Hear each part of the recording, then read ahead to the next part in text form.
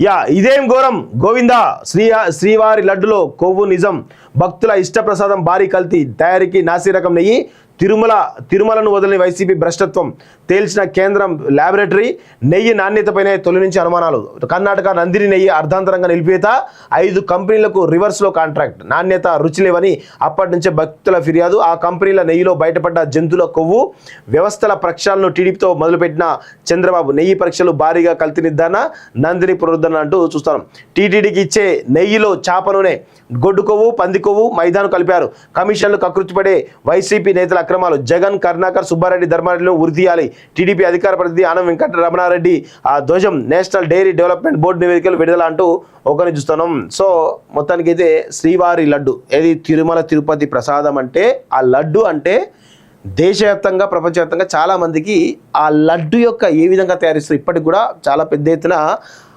ఒక రకమైనటువంటి అనుమానాలు ఉంటాయి. సో ప్రస్తుతం ఉన్నటువంటి పరిస్థితుల్లో ఆ లడ్డులో ఈ వైసీపీ ప్రభుత్వం వచ్చిన తర్వాత ఆ లడ్డుకు సంబంధించినటువంటి వాడేటువంటి నెయ్యిని వేరే ఇతర నాసి రకమైనటువంటి కంపెనీకి ఇవ్వడం ద్వారా ఆ యొక్క నెయ్యిలో జంతువులకు సంబంధించినటువంటి కొవ్వుతోటి తయారు చేసిన నెయ్యిగా ఉండేది.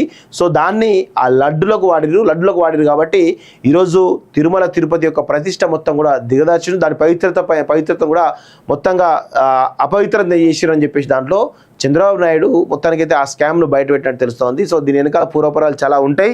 మరి ఏ విధంగా చేస్తారో చూడాల్సిన అవసరం అయితే ఉంది. సో దీనిలో మరి అంత పెద్ద ఎత్తున జగన్ చేస్తాడా డైరెక్ట్ ఇన్వాల్వ్ అవుతాడా అంటే డౌటే. ఎందుకంటే ఇదేదో నార్మల్ జరిగి ఉండొచ్చు ఆ కాంట్రాక్ట్ విషయంలో ఏమైనా తేడాలు ఉండొచ్చు దానిలో భాగంగానే ఇవన్నీ రావచ్చు తప్ప వేరే వాంటెడ్లీ చేసి ఉండకపోవచ్చు అనేది నా యొక్క అభిప్రాయం.